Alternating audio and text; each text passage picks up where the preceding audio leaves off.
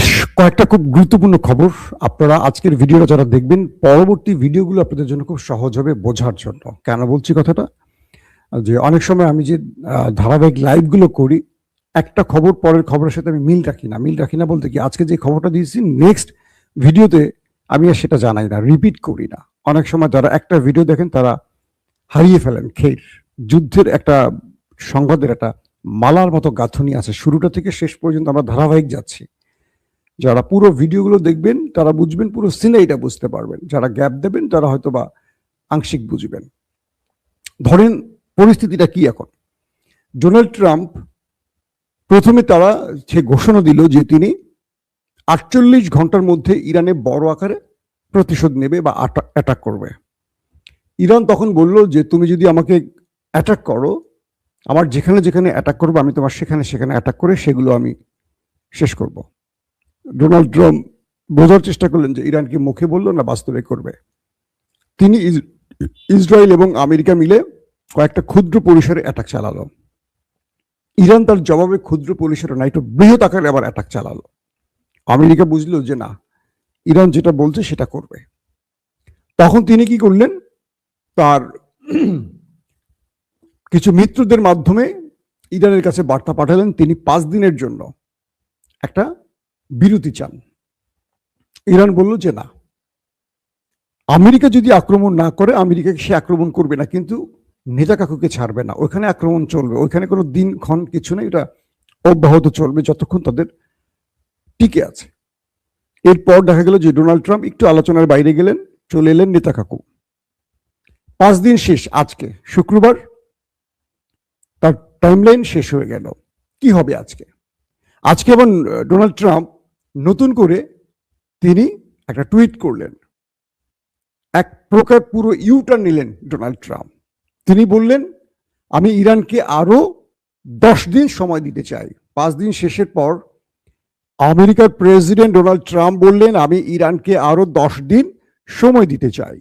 তার মানে আমেরিকা ইরানে যে বড় আক্রমণটা করবে হরমুজ প্রণালী খুলে দেওয়ার জন্য, সেই আক্রমণের দিন আরো 10 দিন পেছানো হলো। প্রশ্ন করেন এখন, তাহলে যুদ্ধে উইন পজিশনে কারা আছে? ইরান সময় চায়নি, ইরান যুদ্ধবিরতির আলোচনাও করছে না, বারবার বলছে, কিন্তু আমেরিকা বলছে যে ইরান তার কাছে যুদ্ধবিরতির জন্য ভিক্ষা চাইছে বিভিন্ন দেশের মাধ্যমে। ইরান স্পষ্ট করেছে কোনো দেশের মাধ্যমে ইরান প্রস্তাব করেনি, বরং আমেরিকা প্রস্তাব করেছে, ইরান রাজি নয়। আজকে সময় দিয়েছে কে? Donald Trump. কয়দিন? 10 দিন। তিনি বলছেন যে আমি ইরানকে আরো 10 দিন সময় দিলাম, অর্থাৎ আমাদের যে কাঙ্ক্ষিত টার্গেটে হিট করার ডে 48 ঘন্টা পেরিয়ে যাওয়ার পর 5 দিন দিলাম, 5 দিনের পর 10 দিন দিলাম। এখন ইরান এই 10 দিন সময়ের মধ্যে ভাবুক তারা কি করবে। ইরান বলছে তোমার থেকে তো আমি সময় চাইনি, তুমি কেন 10 দিন দিলা? তার মানে তোমার প্রস্তুতি সম্পূর্ণ হয় নাই। তুমি যে আমার দেশের মধ্যে কমান্ডো বাহিনী নামাবে, তুমি এখনো চূড়ান্ত ফয়সালা করতে পারোনি, অথবা তোমার দেশের মধ্যে দ্বন্দ্ব চলছে, তোমার সেনাদের মনোবল ভেঙে গেছে। এই জন্য তুমি আরো 10 দিন নিচ্ছ প্রস্তুত নেবার জন্য বা তোমার বিশ্ব মিত্রদের বোঝাবার জন্য, কারণ তুমি একা এই লড়াইটা করতে ভয় পাচ্ছ। বিষয়টা খুব কি মানে হাস্যকর না, যে আমেরিকা ইরানকে ভয় পাচ্ছে, কেমন না বিষয়টা? বলা হচ্ছে, ইরানের পক্ষ থেকে বলা হচ্ছে যে এই 10 দিন আমেরিকা একটা ক্ষেত্র তৈরি করবে ইরানের আক্রমণের জন্য, অর্থাৎ বিশ্বে বৈধতা নেবার চেষ্টা করবে। কারণ এই মুহূর্তে ইরানের হামলায় আমেরিকা ইসরায়েল কোনো আন্তর্জাতিক মিত্র পাচ্ছে না। খুব খেয়াল করবেন কথাগুলো, কারণ পুরো আমেরিকার মধ্যে ট্রাম্প বিরোধী একটা বিশাল গোষ্ঠী দাঁড়িয়ে গেছে, খুব পাওয়ারফুল ক্ষমতা লভি দাঁড়িয়ে গেছে, এস্টাবলিশমেন্ট দাঁড়িয়ে গেছে, এবং ইউরোপের মিত্র, নেটোর মিত্ররা আমেরিকার হাত ছেড়ে দিয়েছে ইরানের বিরুদ্ধে এই যুদ্ধে। তার মানে পুরো পৃথিবী বলছে এটি আমেরিকার যুদ্ধ নয়, এটি ইসরায়েলের। আমেরিকা এখানে ভাড়া খাটতে আসছে নেতানিয়াহুর জন্য। এখন ট্রাম্প তার কোনো মিত্রকে পাচ্ছে না বলেই ট্রাম্প দেখছে যে একদিকে তার সামরিক ক্ষতি হচ্ছে, একদিকে তার আর্থিক ক্ষতি হচ্ছে। আর ইউরোপের মিত্র বা নেটোকে আনতে পারলে খরচও পোষাতো, আর মূল্যে সব দেশের সেনারা মরতো, এককভাবে আমেরিকা মরতো না, এককভাবে আমেরিকা খরচও করতো না, এককভাবে আমেরিকার সমরাস্ত্র ধ্বংস হতো না। এখন আমেরিকা যে খেলাটা খেলছে সেটি হলো এই 10 দিনের মধ্যে ইরানের বিরুদ্ধে একটি বৈধ আক্রমণের প্রেক্ষাপট তৈরি করা। সেটা কি? ইরান বলছে, বা ইরানের পররাষ্ট্রমন্ত্রী আব্বাস আরাকচি একাধিকবার বলেছিলেন, এর আগে আলী লারিজানি বলেছিলেন, ইরানের বিরুদ্ধে একটা বৈধ প্রেক্ষাপট তৈরির জন্য তারা পৃথিবীর যে কোনো দেশে ফলস ফ্ল্যাগ অপারেশন করতে পারে। যারা আজকেই প্রথম দেখছেন ভিডিও তাদেরকে বলছি, ফলস ফ্ল্যাগ অপারেশন হলো একটি প্রতারণামূলক আক্রমণ। কি রকম? ধরেন সৌদি আরবের মক্কা মদিনায় ওই দুটো দেশ হিট করবে, কিন্তু নাম দেবে ইরানের। ধরেন এই মুহূর্তে ইরান যুদ্ধ করছে গালফ কান্ট্রি বা ইসরায়েল বা আমেরিকার সাথে। আমেরিকার ভেতরে টুইন টাওয়ারের মতো কোনো একটি বড় টার্গেটে ওরাই নিজেরা হিট করবে, নাম পড়বে ইরানের। অর্থাৎ করবে যে, নাম পড়বে আরেকজনের, ফলস ফ্ল্যাগ অপারেশন এটাকে বলে। তো এখন যে বিষয়টি তৈরি হচ্ছে, ইরান বা ইরানের দায়িত্বশীলরা বলছেন যে আমেরিকা বা ইসরায়েলের মূল টার্গেট এখন ফলস ফ্ল্যাগ অপারেশন করে একটা বৈধ প্রেক্ষাপট তৈরি করা। কি হতে পারে ফলস ফ্ল্যাগের টার্গেট? বলা হচ্ছে মুসলিম বিশ্বের 57টি মুসলিম দেশে 200 থেকে 250 কোটি মুসলমানদের সবচেয়ে বড় আবেগের জায়গা কোনটা? Mecca Medina. তারপর জেরুজালেমের, যেটা আমাদের মসজিদুল আকসা। যে কোনো সময় মসজিদুল আকসায় বড়সড় হামলা হতে পারে। এটি নেতা কাকুর অনেক দিনের শখ, কারণ তারা এটাকে ভেঙে থার্ড টেম্পল বানাবেন। কোন একটি মিসাইল দিয়ে, শক্তিশালী মিসাইল দিয়ে এটাকে হিট করে পুরোটা গুড়িয়ে দেবে, দিয়ে বলবে এটি ইরান করেছে। আর সৌদি আরব সহ বাকি মুসলিম দেশগুলোকে বলবে যে দেখো, ইরান আমাদের পবিত্র জায়গায় আঘাত করেছে, সবাই সম্মিলিত প্রস্তুতি নাও, বাংলাদেশ, পাকিস্তান, মালয়েশিয়া, ইন্দোনেশিয়া সব রেডি হও, মিশর, কাতার, কুয়েত সব রেডি হও। সবাই রেডি হয়ে একটা যুদ্ধ শুরু হবে। আপনাদের মনে আছে ইরাক যখন কুয়েত দখল করেছিল, আমেরিকা তখন খুব খেলাটা খেলছিল, ইরাককে বলছিল তোমার সাথে আছি, আর আরবকে বলছে তোমার সাথে আছি। যখন সাদ্দাম হোসেন কুয়েত দখল করে ফেলেছিল, তখন আমেরিকা আস্তে করে ইরাকের পাশ থেকে সরে এসে আরবদের বলল যে আমি তোমাদের পাশে থাকবো, তোমাকে দুটো শর্ত মানতে হবে। কি? এক, তোমার দেশে আমাকে ঘাঁটি করতে দেবে। এই যে আজকে আমেরিকা ঘাঁটি করছে মধ্যপ্রাচ্যে, কিভাবে জানেন তো? এই ইরাকের সাথে খেলাটা খেলে ইরাকের যুদ্ধে নামাই দিছে, নামাই দিয়ে আরবরা বলছে আমি তোমাদের সাথে আছি, বাট ইরাক কিন্তু তোমাদেরও দখল করবে। কুয়েতের পর সৌদি, কাতার, যা আছে সব দখল করবে। তাহলে কি করতে হবে? দ্রুত আমাকে তোমার দেশে এনে ঘাঁটি করতে দাও, আমি থাকলেও আর আসবে না। এইভাবে আমেরিকা প্রতারণা করে আরবের মধ্যে ঘাঁটি করেছে। আপনারা হয়তো হিস্ট্রি অনেকে জানেন না, এটা নিয়ে আমি একটা আলাদা পর্ব করব। তো এখন যে বিষয়টা তৈরি হয়েছে, ওদেরকে বলছে ইরান তোমাদের দখল করবে বলে ইরানের বিরুদ্ধে ঘাঁটিগুলোকে ব্যবহার করছে। কিন্তু ইরান কালকে কাতার বলেছে, কাতারের খুব বড় একজন গুরুত্বপূর্ণ মন্ত্রী বলেছে, শত শত না হাজার বছর ধরে ইরান আমাদের পাশে আছে, কখনো আমাদের ভূমিতে তারা টার্গেট করেনি, বরং আমাদের পাশে ছিল বন্ধুর মতো। ইরান আমাদের জন্য টেনশন নয়, আতঙ্ক নয়। কাতার বলছে আমরা ইরানকে বন্ধু হিসেবে সবসময় পেয়েছি, অতএব আমরা এই যুদ্ধে ইরানের বিরুদ্ধে দাঁড়াবো না। কাতার স্পষ্ট কালকে বক্তব্য দিয়ে দিয়েছে। এখন যে বিষয়টা তৈরি হয়েছে যে মক্কা এবং মদিনা আমাদের সবচেয়ে বড় আবেগের জায়গায়, দেখা যাবে নেতা কাকু বা ড্রাম চাচ্চুর পক্ষ থেকে কোনো ফলস ফ্ল্যাগ অপারেশন মক্কা এবং মদিনায় করা হতে পারে, হারামাইন শরীফে করা হতে পারে, করে এটাকে বড় রকম ক্ষতিগ্রস্ত করে ওরা ওদের লাভ নিবে, মুসলমানদের ধর্মালয় নষ্ট করছে, আর ইরানের বিরুদ্ধে প্রচারণা দিয়ে পুরো পৃথিবীর গণমাধ্যমগুলো ইরানের বিরুদ্ধে কথা বলবে, বলে সমস্ত মুসলিম রাষ্ট্রকে ইরানের বিরুদ্ধে নামিয়ে এই যুদ্ধটা মুসলমানদের মধ্যে লাগিয়ে দিয়ে মুসলমানদের শেষ করে দেবে। নাম্বার 1। নাম্বার 2, এটি মসজিদুল আকসার কথা বলেছি। নাম্বার 3, পাকিস্তানে কোনো বড় অ্যাটাক হতে পারে, কারণ পাকিস্তান পারমাণবিক শক্তিধর এবং ইরানের প্রতিবেশী দেশ। পাকিস্তানে অ্যাটাক করে যে কোনো নতুন গল্প তৈরি করবে এবং পাকিস্তানকে যুদ্ধে টেনে আনবে, কারণ পাকিস্তানের এস্টাবলিশমেন্ট বা প্রধানমন্ত্রী তারা জানেন কি ঘটবে। তাদেরকে বা তাদের জনগণকে বোঝাবে, দেখো ইরান তোমাদের উপর হামলা করে তোমাদের 500 লোক মেরে ফেলছে, কোনো একটা বড় টার্গেটে হিট করে।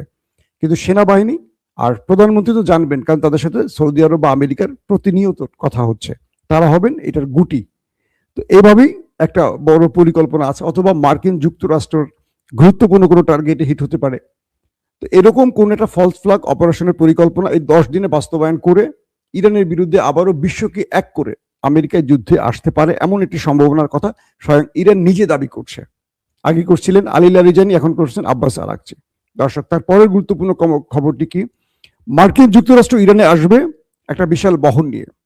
তাদের কমান্ডো বাহিনী নামবে খার্গ আইল্যান্ড সহ আর গুরুত্বপূর্ণ কয়েকটি টার্গেট, এবং তারা পারমাণবিক প্রকল্পের ভিতরে ঢুকে সেই ইউরেনিয়াম চুরি করার পরিকল্পনা করছেন।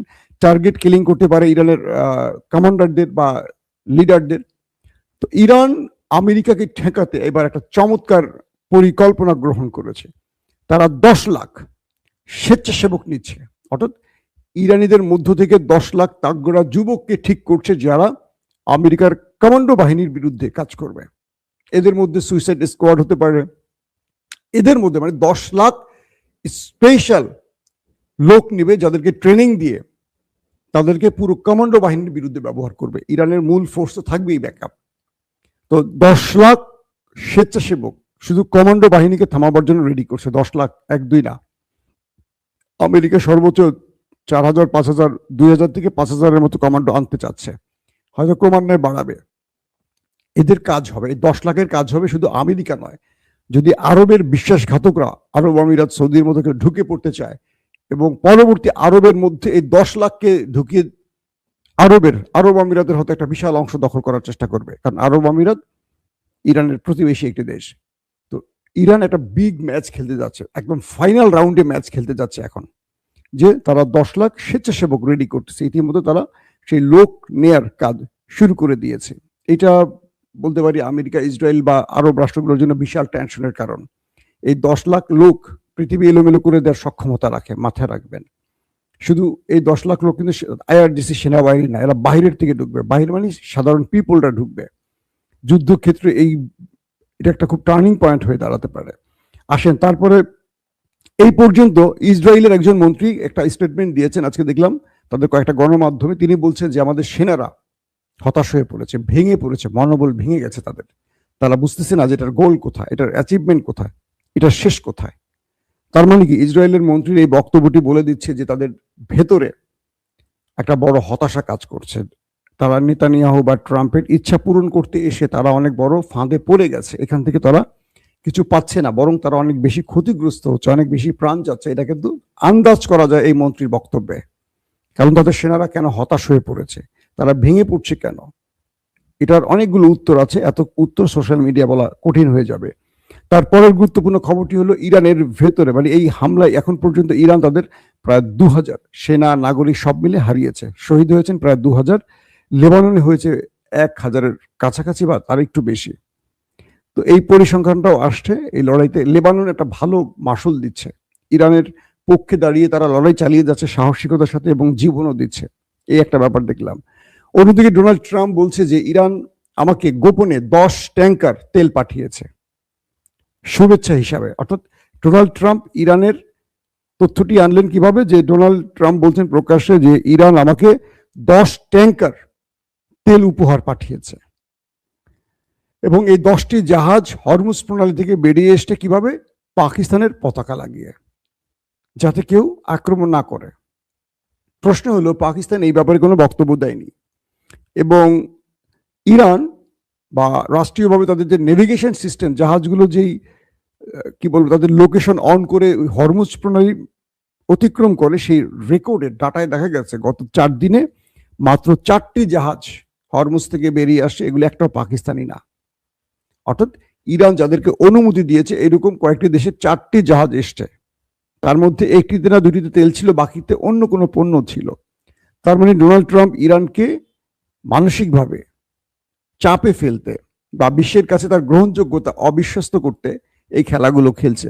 যদি ডোনাল্ড ট্রাম্পকে 10টি জাহাজ, মানে 10 ট্যাঙ্কার বা জাহাজ ভর্তি তেল পাঠানো হয় পাকিস্তানের পতাকা লাগিয়ে, তাহলে গত 4 দিনের রেকর্ডে এই জাহাজের কোনো সন্ধান পাওয়া যাচ্ছে না কেন?